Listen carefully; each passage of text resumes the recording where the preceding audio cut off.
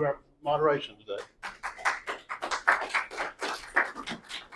Candidates, please.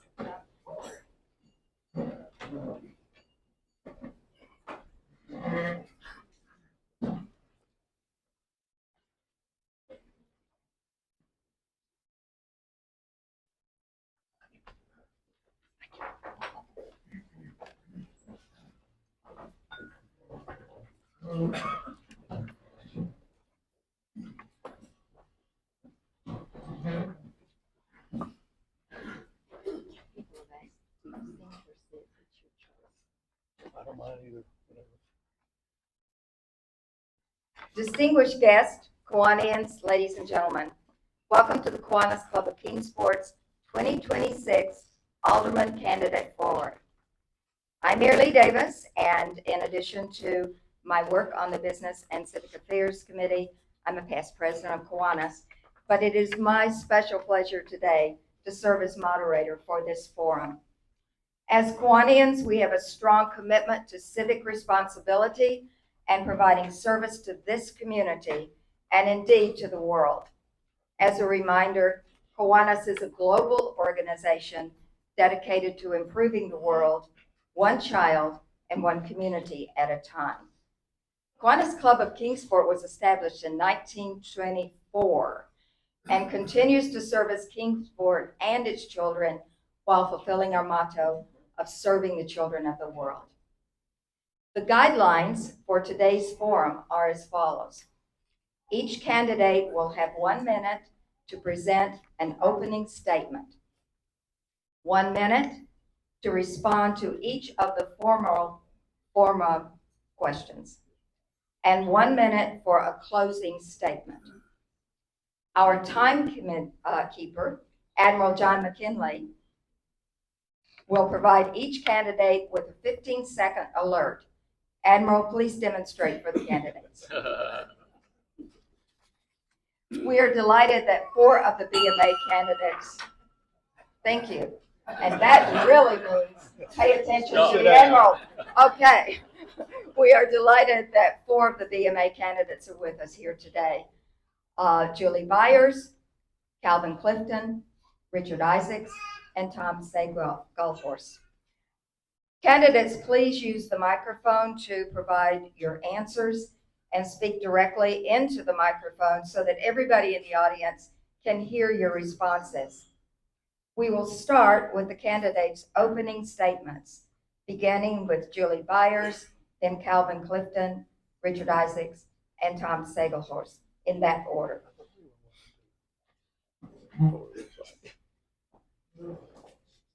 Good afternoon.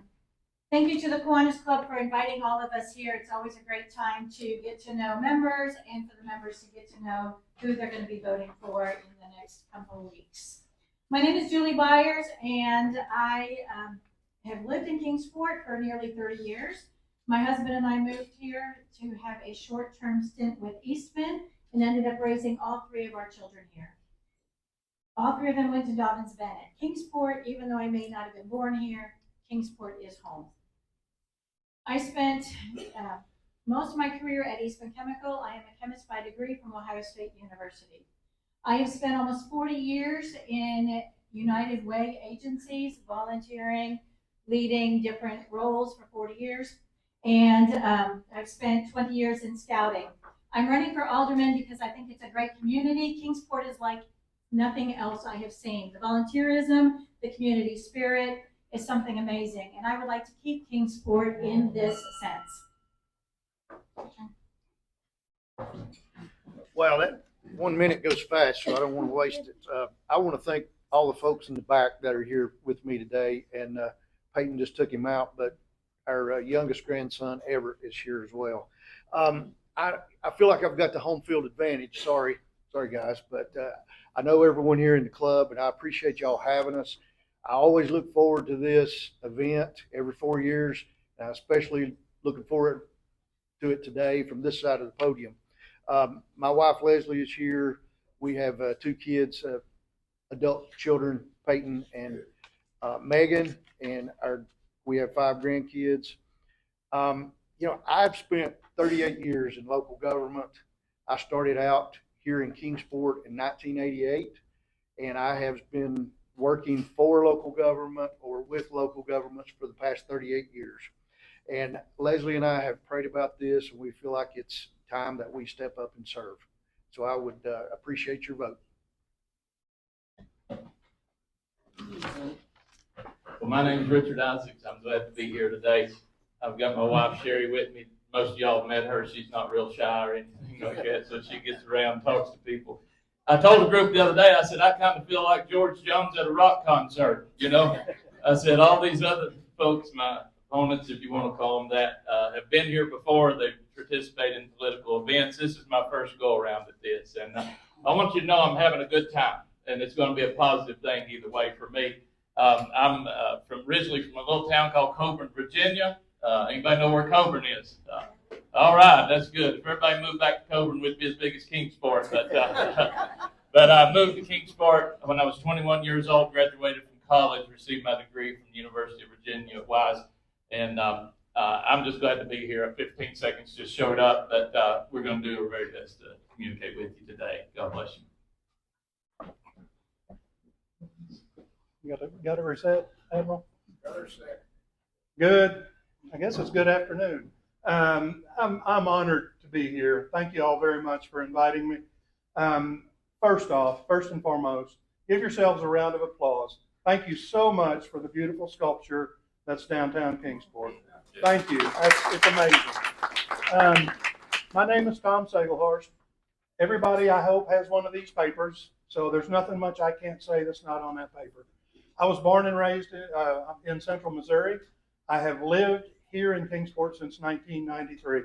I worked for 22 and a half years at the paper mill. I now work at Cardinal Glass the last 11 years. Experience matters. I've been in human resources my whole career. One thing I learned quickly is the best way to predict future performance is past performance. I have been on the board.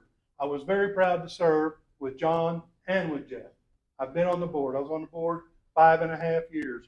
We're losing 3 board members. We need experience. Thank you. Thank you, candidates. I think that introduction gives you an idea of the commitment that people have and the unique experience of each of our candidates. And we'll begin our questioning starting with Calvin Clifton, then Richard, then Tom, then Julie. The first question: what do you think makes you at this time uniquely qualified to be a member of the Board of Mayor and Aldermen? Well, as I mentioned, I have been involved in local government for 38 years. I grew up here in the city of Kingsport. Basically, we came to town in Kingsport. When I came to work here, y'all remember Bob Clear. Bob hired me in 1988, gave me an opportunity to learn about local government. For some reason, I got the bug. I have basically lived it for the last 38 years. I feel like I've been training for this time. And I think I bring a lot to the table with a lot of the committees that I've served on. I currently serve on the Tennessee Advisory Commission on Intergovernmental Affairs. That's a mouthful, but it allows me to work with people from all over the state and local government. So I feel like I bring a lot to the table that we can use to move Kingsport forward.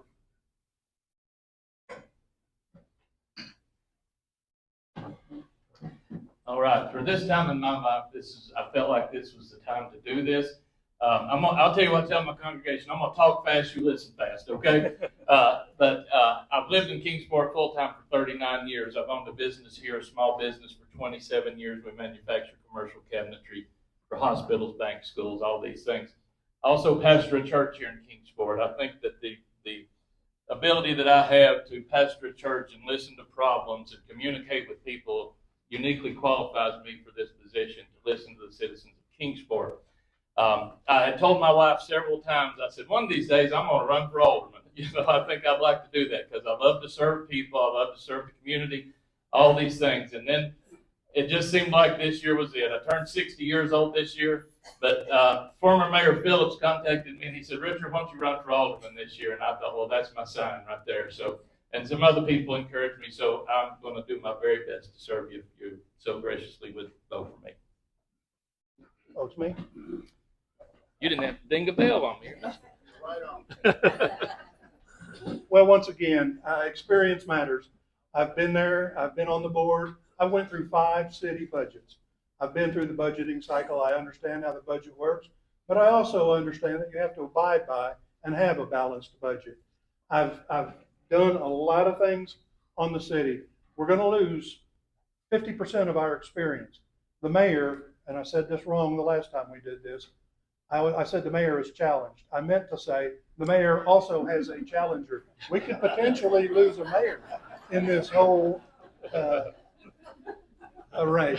So we absolutely need experience. That's funny. And the best way, the best predictor of future performance is past performance. I have the experience necessary to step right in and do it. I continue to receive the board packets that come out twice a month. I read those board packets continuously every time they come out. I'm good friends with Alderman Duncan, Colette George, James Phillips. I talk to them. Thank you, everyone. Julie. Yes, yes. Yes, ma'am. It's only a minute, Mary Lou, it's only a minute. Thank you. Throughout my career and also my volunteer activities, I've realized that bringing the community together and listening to diverse ideas is all very critical. I am not a career politician. I am a wife, I am a mother, I am a neighbor, I'm a community member. I'm no different than anybody else. I'm just putting myself out there to represent all of you. I've had experience with balancing budgets by being on the school board. I've worked for Fortune 500 companies, and I've worked for companies that have had 100 employees. I know some of the differences. I've seen the experience, and everybody has their own set of challenges. I personally will put myself out there. I am 2 ears to listen and 1 mouth to speak, and I intend to listen to what is happening in the community, watching with my 2 eyes, and hopefully continuing to make Kingsport a growth place and a place people want to be. Now, thank you all of the candidates. Our second question, and we will start with Richard. What do you think are the 3 or 4 biggest issues that the BMA will face in the next 4 to 10 years? The 3 or 4 biggest issues that the BMA will face in the next 4 to 10 years. And I've tried to do a lot of questioning and talking to people because I haven't been in the know, but I have asked a lot of questions. And from what I can understand, some of the biggest challenges we'll face in the next 4 to 10 years is, first of all, to do with education. We are a growing community. We're hitting almost 60,000 people at this time. And education has to be at the top of our list. We're going to have to manage our growth in the city. We're growing at an unprecedented rate, I feel like, from the time I've been here. We've got aging facilities that need to be taken care of. The other thing is that the quality of life that we experience here in our city. Some people have told me that when the city does surveys, that's one of the big questions that people have before coming here. What is our quality of life going to be like? Are we going to have parks? We're going to have recreation, healthcare, all these things. So quality of life has to be something. And then also that we need to invest in economic development. We need more business. We need more industry, that we don't just have to rely on what we have now. The first one is the budget. I mean, if you know anything, you know that prices are going up. So how do we manage the budget? How do we keep from raising taxes? How do we manage and keep that budget balanced? The next thing is keeping qualified employees. That's what makes the city tick, are the qualified employees that are in the trenches every day. The next one is smart, stable growth, strategic, smart, stable growth. In order to keep from raising taxes, you got to have people. In order to have people, you got to have houses. In order to have houses, you got to have growth. So smart, strategic growth. And as Richard said, our aging infrastructure, we have to make sure that we've got the best facilities possible for our community. Oh, I got 15 more seconds, huh? I'll relinquish that to the next person.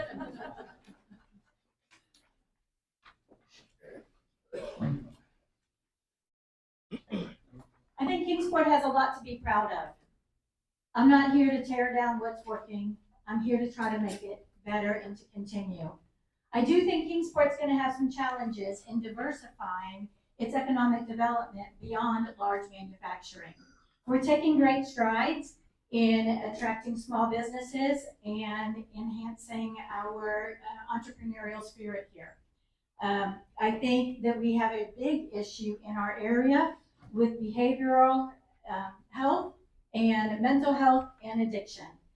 It's hard to get resources to help on that, but if you unfortunately look at our streets, we have a lot of people that are suffering, and we do not have the resources here to be able to help.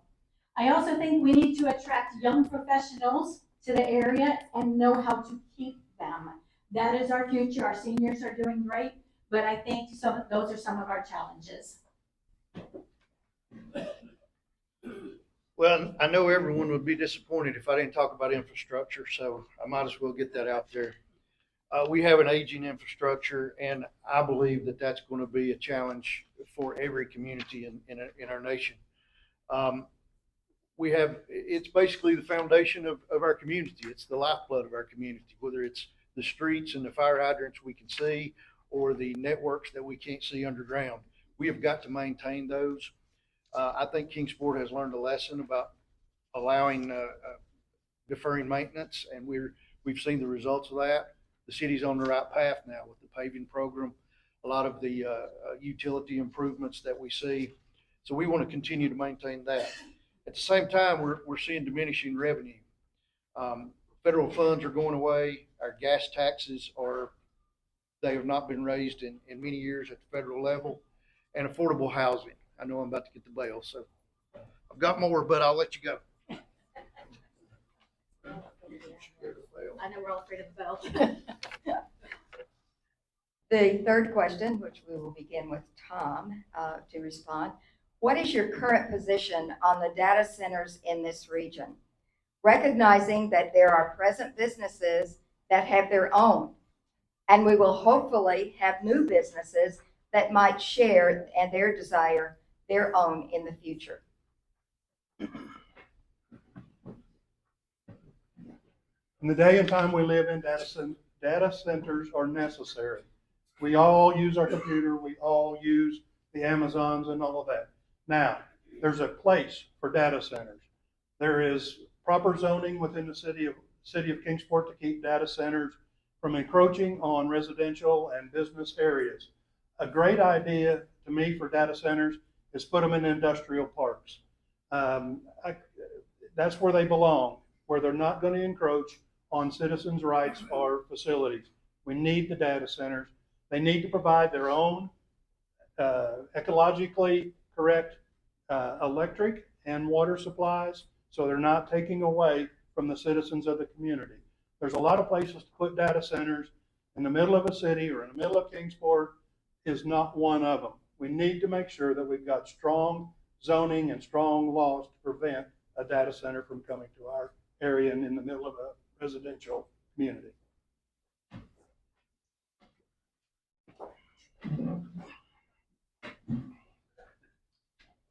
Data centers are definitely a necessary evil. With all of us using our computers, with AI growing by leaps and bounds on a daily basis, we need data centers. Where do they need to be? We have a lot of vacant properties. We could use those, renovate them, put them into use. I do agree with Tom that we do need to encourage them to be environmentally friendly data centers. Instead of taxing everything on our resources, is there a way that we can make data centers more environmentally friendly? Is it through solar? Is it through water? What can we do as a community to help these data centers be able to provide support for all of us that want it without ruining our community, without putting extra burdens on our systems, and without putting some of our residents at risk for fear of being so close to those data centers? what everyone has said, and we can all agree that they are necessary. We all want to compute. We want to use our computers. We want faster internet.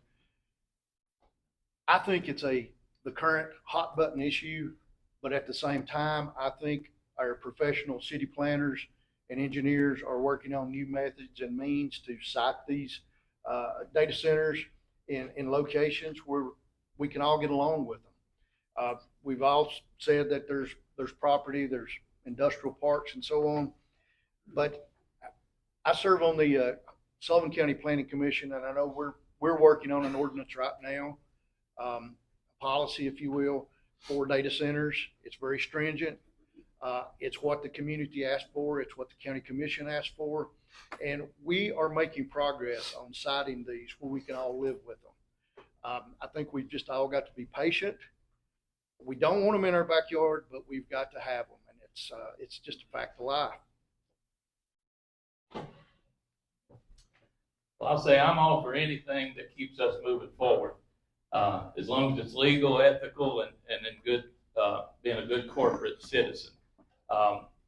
I think that we either moving forward or we're going backwards, is my opinion on that. And we know in the world that we live in today, we got to have data centers, don't we? But I agree with every one of these guys right here that there is a place for them, that they don't need to be in the middle of a retail area, a commercial area, or anything like that. We got the people in place, and we can set the codes and the zoning and all that to make this work. We can work with anybody around here. I'm a firm believer in that. We can work with anybody that wants to do something to increase the business and jobs and everything in our community. So that's. The next question, Julie will be the first one to respond. In recent years, there's been a great deal of discussion about the lack of county support for PetWorks animal services. Even though PetWorks handles over 50% of the animals that need help in our county. As a BMA member, how would you try to change this? And are there other services that you think the city and county could work together on to ensure quality, cost-effective service for all county taxpayers?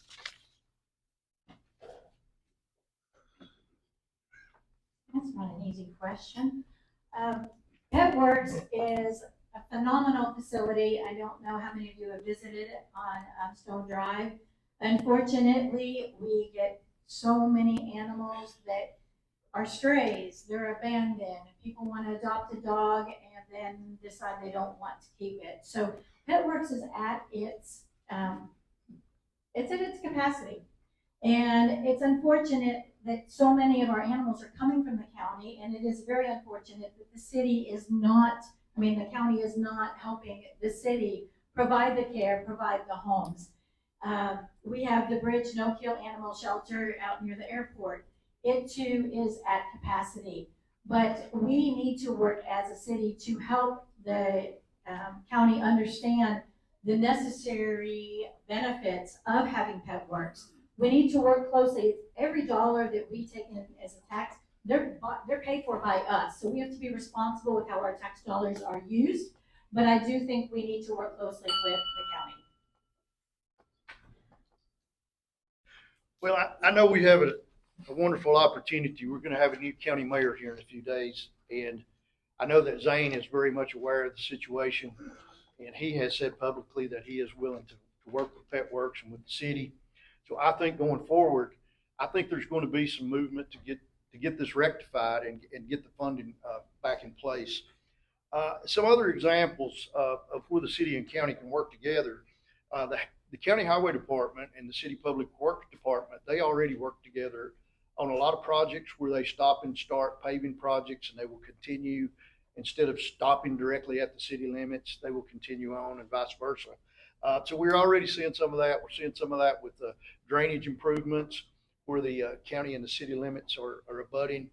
And some other opportunities may be with recycling. Recycling is a very hot topic. We need to be recycling, especially cardboard and plastics. And third, I would say that there's some opportunities to work together on stormwater regulations. Well, I think we have a wonderful facility in PetWorks, don't you?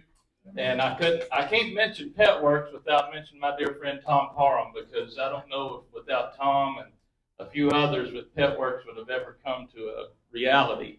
But along with a great facility comes a great cost, doesn't it? Anytime you have something great, it's going to cost you something, and that's for sure. The thing that I would hope that I could do as an alderman is work with the county commission to help them realize that we are citizens of Sullivan County also, and that with bringing all these pets to the city Pet Works, that I would hope that they would pitch in a little bit more. I pay county and city taxes just like you do, and I'd like to see some of those dollars come back our way, and hopefully they could help out with Pet Works some on that. So, all right. The advantage of going last. There is a visionary in this room. I'm sorry, Richard. Thanks to Tom Parham, we have got Pet Works. I served on the BMA with Tom Parham. I know when we was on the BMA, it was a brainchild of Tom Parham. So thank you, Tom, for what you've done. Piggybacking on what Calvin said, we're hopefully, well, we know we're going to have a new mayor, and hopefully we're going to have some new county commissioners where the city and the counties communicate better. We need funding from the county to aid Pet Works. As everybody has said, we pick up county pets as well as we pick up city pets. Why have those duplications of efforts? Let's work together to make it work. The other question was, give me some other examples. Let's talk about school funding. Let's talk about school funding. We need to work with this county to get school funding restored.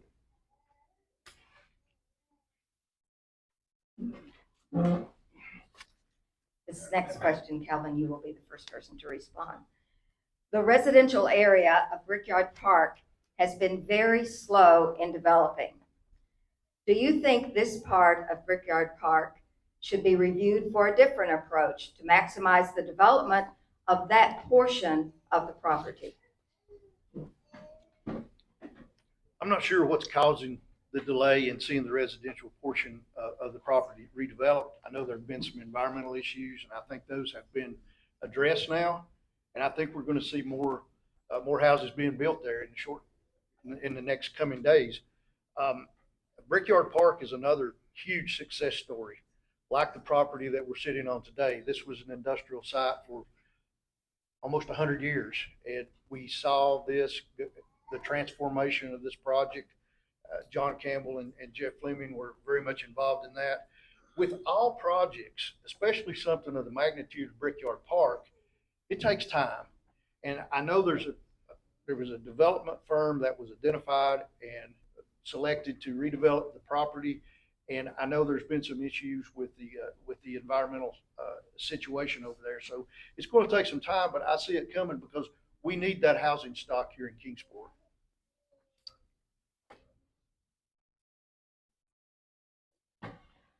Well, I've always believed anything worth having is worth fighting for, don't you? And if I gave up on everything I had a challenge with, I'd give up on a lot of things. But I think the Brickyard Park is a wonderful idea, conception. Maybe it needs to be looked at, tweaked a little bit, but I think we need to continue on with that. We got great people working on it, different things like that. But sometimes you have to fight for something you really want. Everything's not always easy.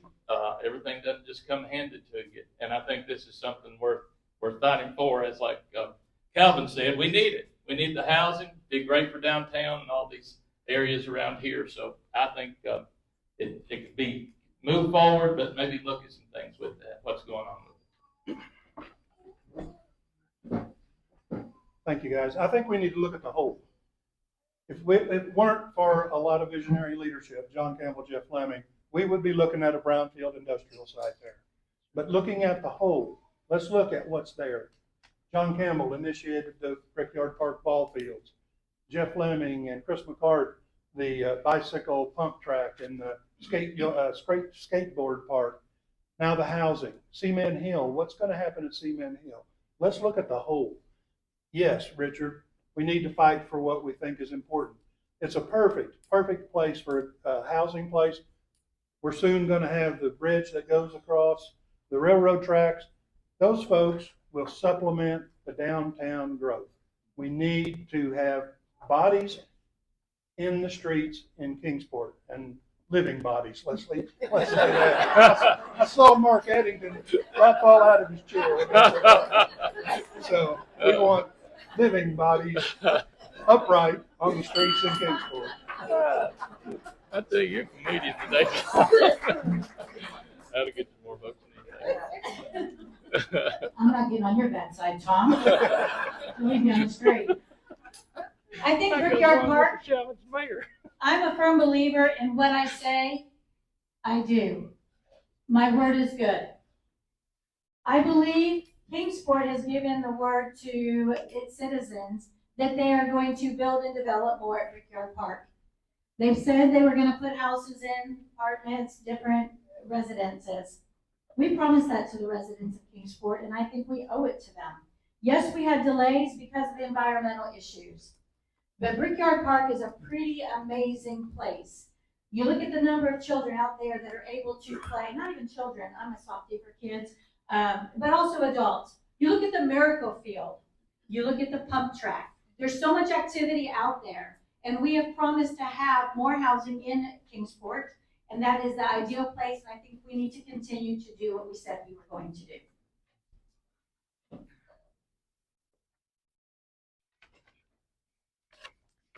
The citizens of Kingsport have always supported their schools better than the required state and county support, and more than most systems in this state of Tennessee.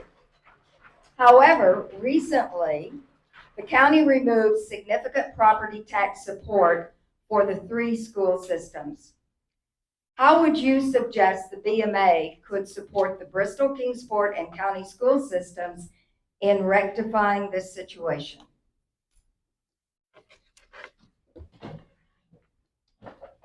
You want to go first, Tom? Well, we all know funding is always an issue, isn't it?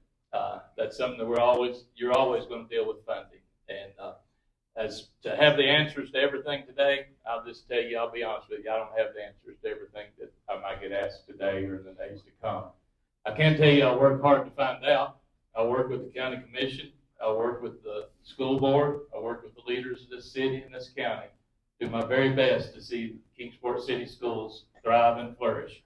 I think all of our children should receive a state-of-the-art education. It don't matter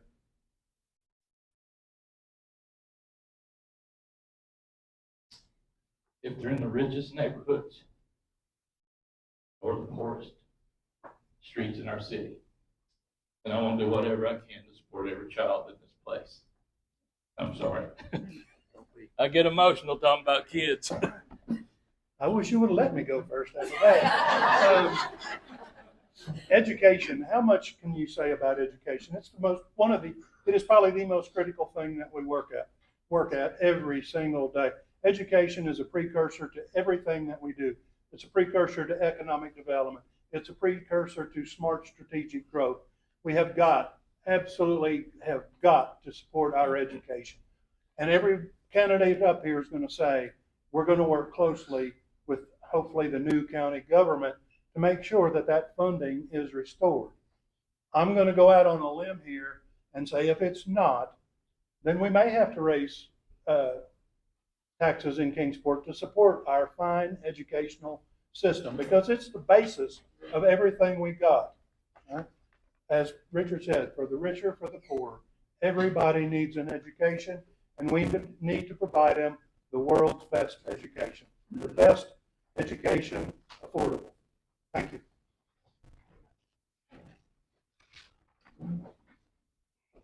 School board, that's an area of passion for me. Having spent 5 years on the school board, I know this is not the first time Sullivan County has cut the Kingsport City school budget. It happens more often than the community realizes. That is why Todd Golden and Philip Marshall are both running for county commission, is to protect our Kingsport City schools. As Mary Lee said, we have a very unique relationship here in Kingsport. It's unlike most in the state. Most states are shocked that our BMA supports our school system the way they do. We do, as a community, offer more funding to our schools than most other school districts in the state. Because of that, that's why we are ranked as one of the top school systems in the area.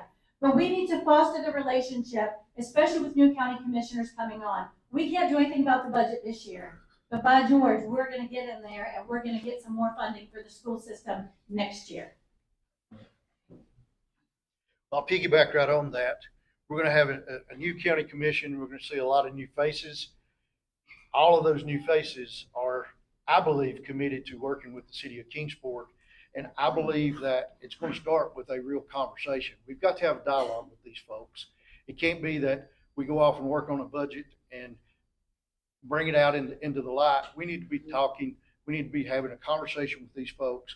We need Dr. Hampton and Director of Schools Chuck Carter. We need them working together as well.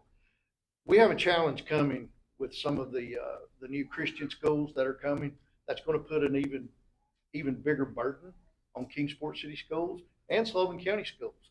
We're also facing enrollment numbers that are decreasing year after year. We're having a lower birth rate, so we're seeing all of the enrollments are dropping. So I believe a conversation, ongoing conversation with this new county commission is going to be key.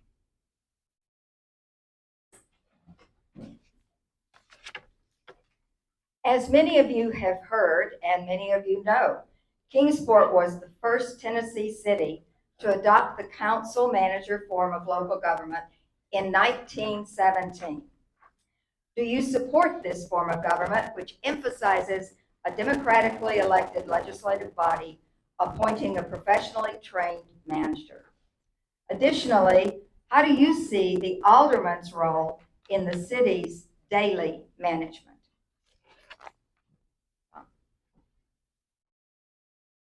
Oh, me. The answer to your question is absolutely. And to me, there's no better form of government than the city manager-led form of government. They're the professionals. They're the ones that understand. They're the ones that have the education to run a city. All right. As I see an alderman role is we're the voice of the people. We're the ones that are listening to the residents of the city and giving that feedback to the city manager and his or her staff. We are the ears and the voice of the folks in the city. That's how it should work. I don't know any other way for it to work effectively. There's a lot of elected mayors across the country, and those cities are failing because those people typically aren't qualified to take the lead in a huge city. We have a professional city manager who is uniquely educated to run a city.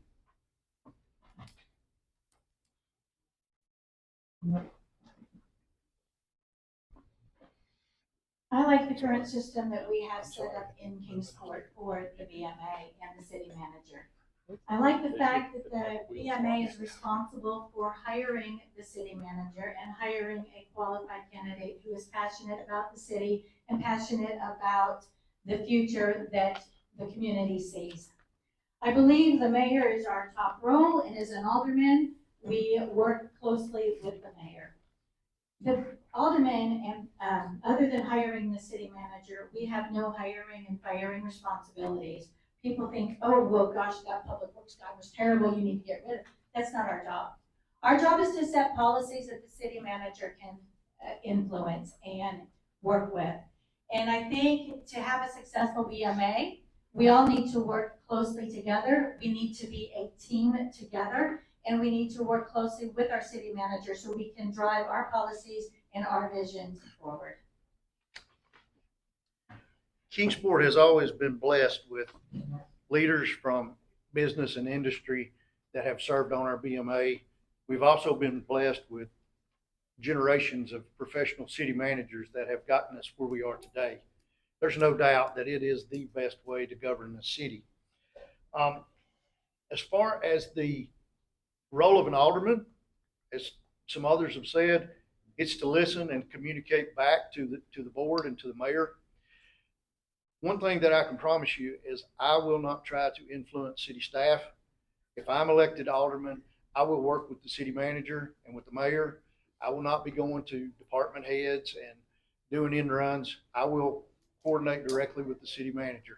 I've been in the opposite role, and it's very uncomfortable. So I've made that commitment to Chris McCart and his department head. So I believe in the council manager form of government, and we need to maintain it. Well, the city of Kingsport has always been blessed to have a history of strong leadership in our city. I look out in this crowd today and I see John Campbell and Jeff Fleming, and now we have Chris McCart, and they have set him up for great success, in my opinion. There's no better way to run a city government than the way I feel like that it's run here in Kingsport. The fact is that Kingsport has been recognized, I think, nationally as one of the best run cities in America. So my question is, how can you argue with success, right? What's my role in this? My role, as the rest of these guys, ladies and gentlemen, have said, that my role would be to be the voice of the people, that I go back to people like Mr. McCart and city officials and say, hey, we've got some concerns about this, and bring the needs and the concerns of the citizens back to the leadership, and I think it's working just fine.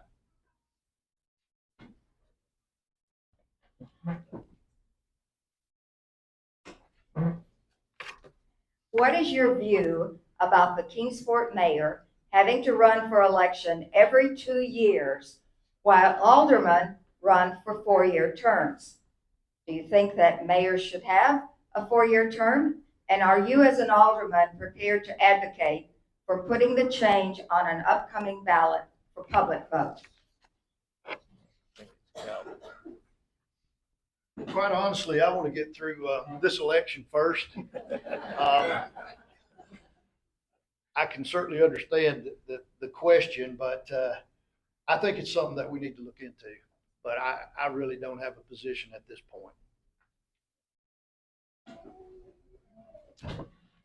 What do you think, Mayor? That'd be my question. Well, I think there's a lot of things to consider on that, and you know, I know from running this little campaign of mine, a lot of things to consider is the cost of this.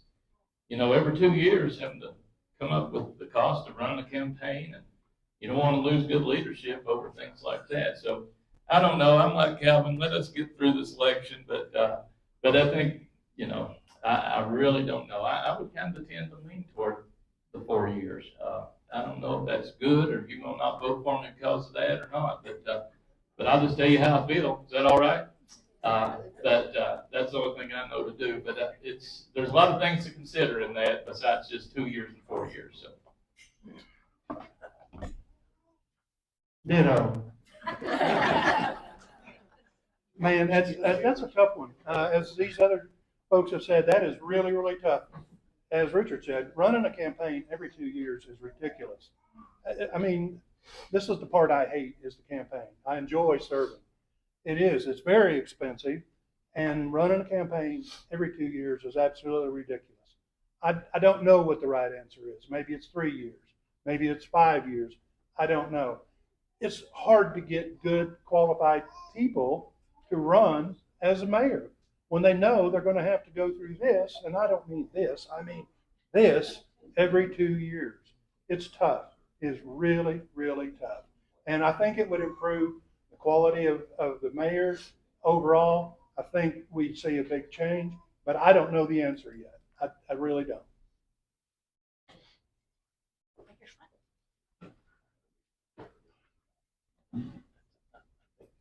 I love Paul Gordon.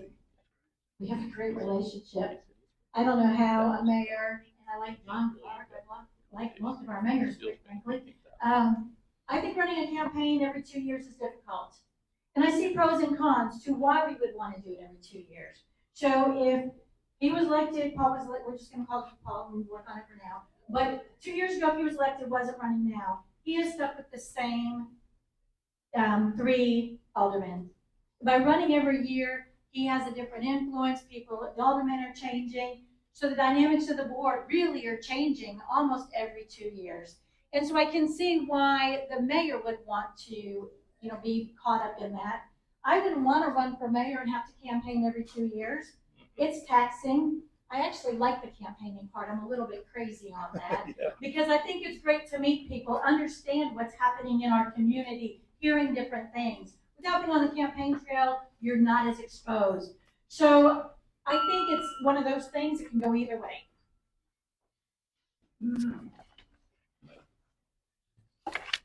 Most of the quality school systems in our region have expressed their concern about the state's expansion of the school voucher system. What is your opinion on school vouchers, and how do they impact our local schools?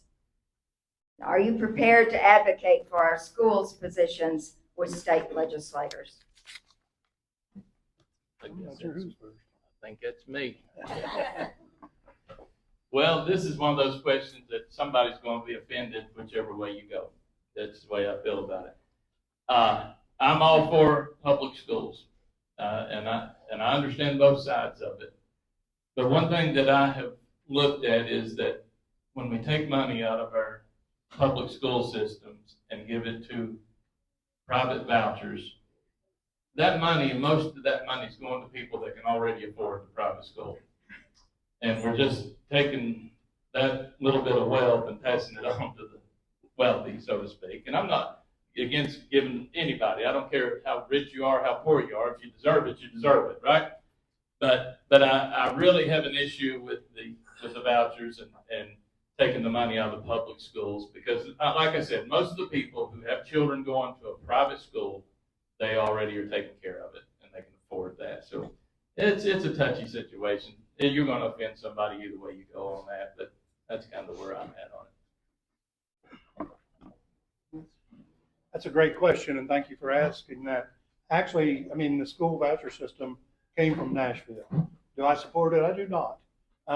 As Richard said, the people that want to go send their children to private schools can probably afford it. Why are we taking away from the public schools to finance those folks going to those schools? Unfortunately, the state has not figured out how to track who's getting that money and where it's going, which to me makes it an even bigger mess. You got to follow the money. You got to know where it's going. You can't take and rob Peter to pay Paul. We've got a huge challenge with this Christian school that's being built out here. It could pull a lot of our students. Athletics, they don't follow the same rules from an athletic standpoint, from an education standpoint. We need to keep the money within our school system.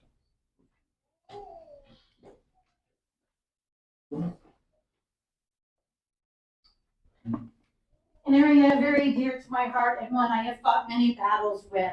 I am totally against vouchers.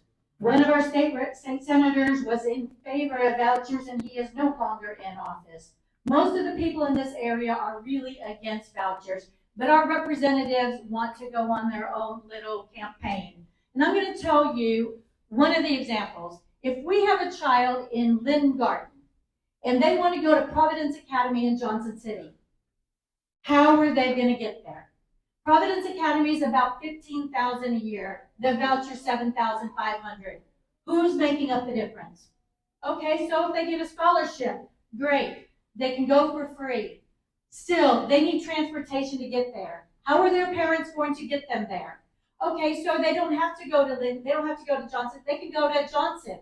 Still, how are they going to get there? That is our problem, is we don't have a way to transport the children. The money needs to stay in our district rather than going to vouchers. I believe that the voucher system had a place initially. As most of you know, Leslie's a retired teacher. Our kids, myself, Leslie, we're all products of public schools. I was a supporter of Governor Bill Lee. We talked a lot about this program very, very early on in his campaign. Like I said, it had a place. In inner city schools in Nashville, the train wreck of the schools in Memphis and Shelby County, there was a place for it. But what has happened in the last 4 years is what I just say it's gone too big, it's gone too fast, and we have a new funding formula at the state level that we barely got it underway, and then we started tinkering with these voucher programs. I think it's too big and it's too fast, and we need to go back and rethink it.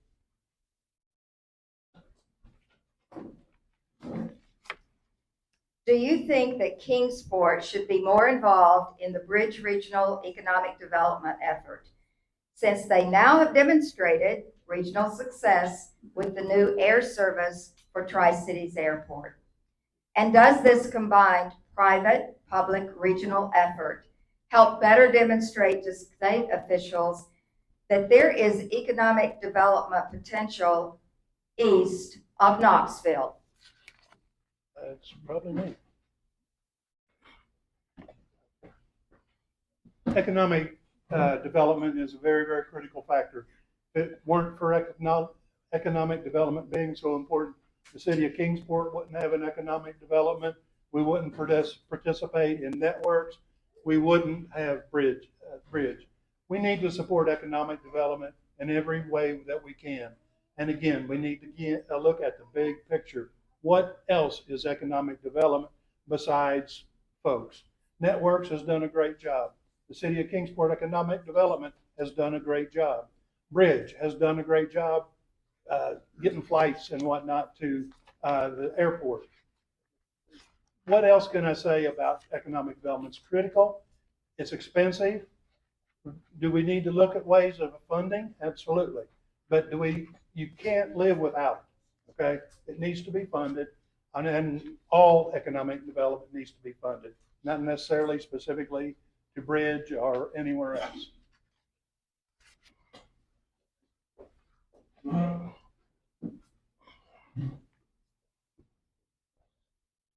Economic development is crucial for our area.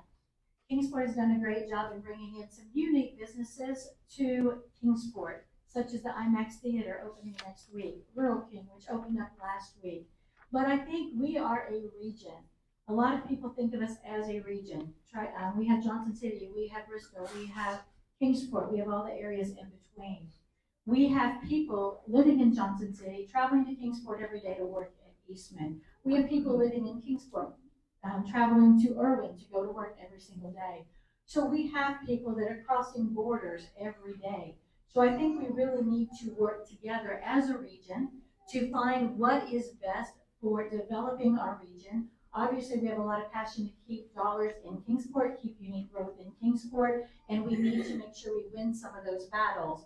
But we do need to work together as a region to make sure we grow and other people understand we're not 50,000, we are 250,000 people here, and we deserve some of the businesses. Once again, we are very blessed. We have people like Stephen Bauer with the city of Kingsport. We have Clay Walker, Michael Parker at Networks, and John Rose at the Bridge Regional Group. Number one, I think we have to focus on the city of Kingsport and what's best for the city of Kingsport. We've all heard that high tide drays all ships and all that, but at the end of the day, we have to, as aldermen and the mayor, we need to look at what's best for the city of Kingsport. And I believe that, as Julie said, we've demonstrated in the last few years that the city can and has done a good job with economic development and redevelopment. But at the end of the day, Networks has a tremendous role as well. Networks Sullivan County has a tremendous track record, not only in Sullivan County, but just down the road at Phipps Bend, where they have also helped the region gain tremendous number of jobs and investment. But Bridge has a role as well. But our focus needs to be with the city of Kingsport and with Networks. Well, I agree with what Calvin said, that Clay and Stephen, they're doing a great job. Clay with the industrial side of it, Stephen with the retail and all those things that's going on, and John with Bridge. You know, we hear all the time America First campaign, and I'm all American. I believe red, white, and blue. And and I'm all about Kingsport. Kingsport first. You know, to me, that we want to take care of our place. I always brag on Kingsport everywhere I go. I tell my church sometimes it's a poor frog that won't croak for his own pond, isn't it? And so I brag on Kingsport, but I brag on this region too. And one of the things I think that's held us back a lot of times is we're so stubborn that we won't work with each other. And so I can say, to me, together we're better, and we can do more together than we can apart. So I'm all about Kingsport first, but I am willing to work with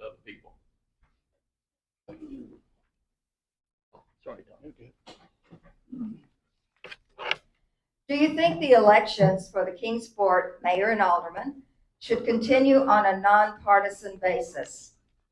And do you think the BMA should encourage state legislators to return the election of local school board members to a nonpartisan format? I'm gonna start. I just nervous, but I'm happy to go. Okay. I'm happy to go. Okay. Well, I think when it comes to our citizens and our children and all this, we don't need to be looking at what color we wear. Are we red or are we blue? When it comes to our children, I don't want any politics getting in the way. How about you? I think first and foremost, we need to take care of them. Same thing with the citizens of Kingsport. We run a nonpartisan election. I think that's great. We're not pushing political views or ideology. I shouldn't use words I can't pronounce, or spell, I say. But we shouldn't promote all those things. What we should be concerned about is the citizens of Kingsport. It doesn't matter which side you're on or what you're doing. Same with citizens and same with the children. I feel good about the nonpartisan, and maybe we could get the legislature to go back to the school board being nonpartisan. So. Yes, I support staying nonpartisan.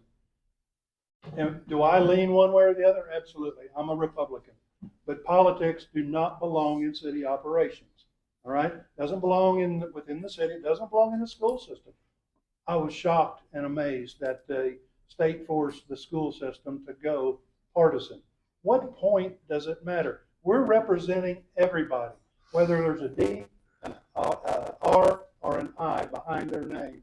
We represent them, and we should represent them all equally. We're all citizens of Kingsport. Again, whether political party, or whether you even belong to a political party, we represent you. We're your voice, and we're your voice back to the city staff. Thank you.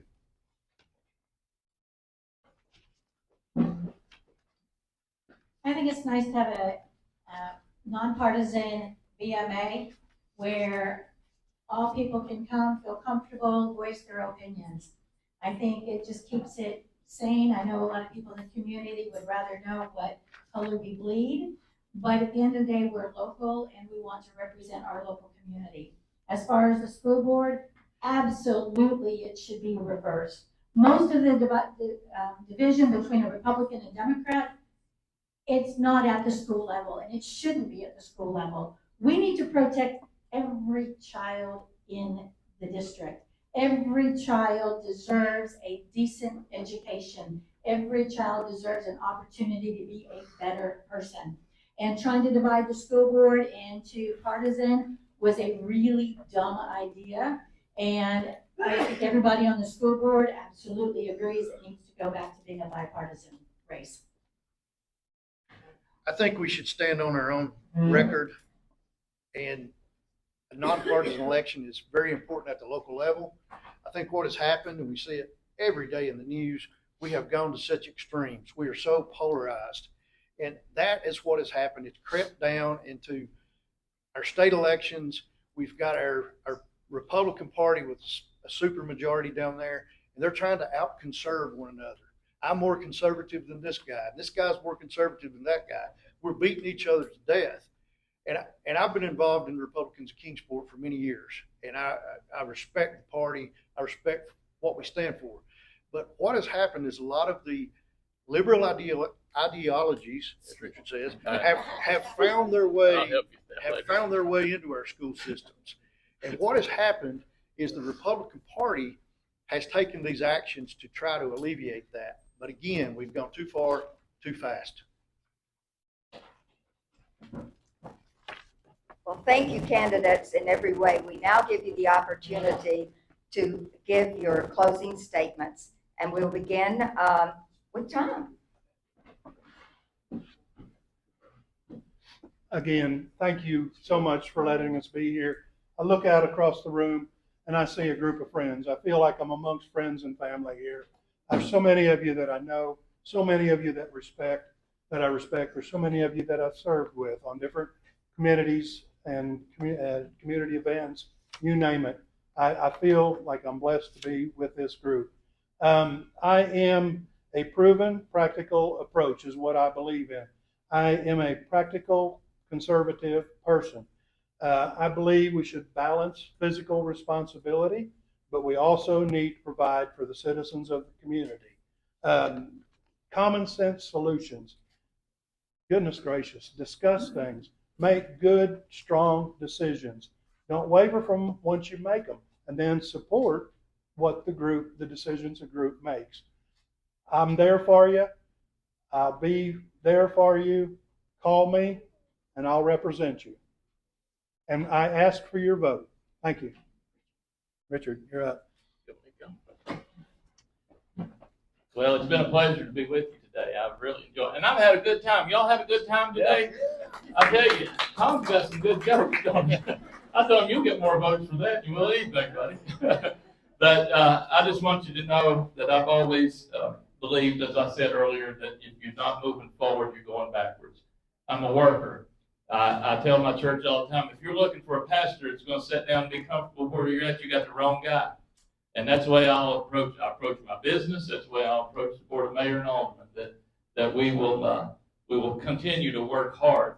If anything that you're going to get into, you might as well work hard at it, hadn't you? And that's the way I am. I've always had a good work ethic. Always pushing to reach and do better. I got a saying. I get up. Sometimes I forget it, but on occasion I'll get up and I'll look in the mirror and I'll say, every day, in every way, I'm getting better and better. And that's the way I feel about the city of Kingsport. Every day, in every way, we're getting better and better, aren't we? God bless you.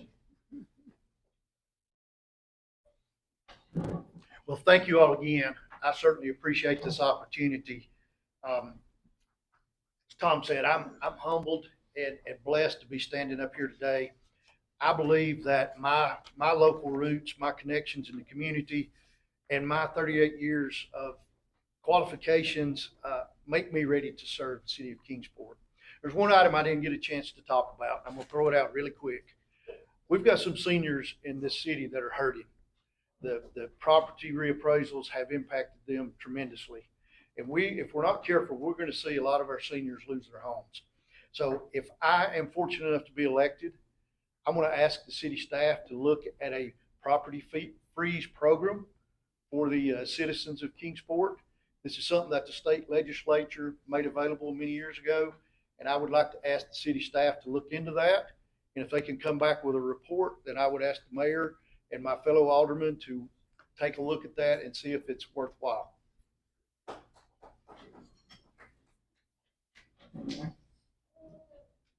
Kingsport is a city we are all proud to call home. We have beautiful parks, excellent schools, strong industries, outstanding health care, and dedicated first responders. We have citizens who are consistently stepping up to volunteer. Those strengths give us an incredible foundation. I am running for alderman because I believe Kingsport's best days are ahead of us. We've made real progress in economic development and the downtown revitalization, but every neighborhood should share in our success. I want to focus on practical solutions, better roads, affordable housing, support for small businesses, public safety, and open, accountable government. I'll listen, I'll be accessible, and I'll work every day to make Kingsport an even better place to live, work, and raise a family. I won't have all the answers, but I will always do my homework. I'll listen before deciding. I'll ask the tough questions. I'll be accessible, transparent, and focused on what's best for Kingsport and their special interests. Thank you for the opportunity to speak today. Have a wonderful afternoon. Well, ladies and gentlemen, please give our candidates a warm Kiwanis thank you, and we're back to John Campbell.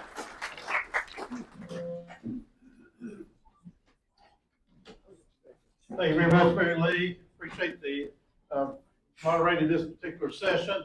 You see, we have some excellent candidates. Appreciate the attention of the club and being patient. We actually didn't get through 3 other questions, but that's it. We understand the time problem that some people have, but we do appreciate this. Think about this very seriously. This is very important. These are people that give a lot of direction to where we go in the future. They're very important to maintaining excellent staff. Quick few comments from Mark Addington about rolling in the ball.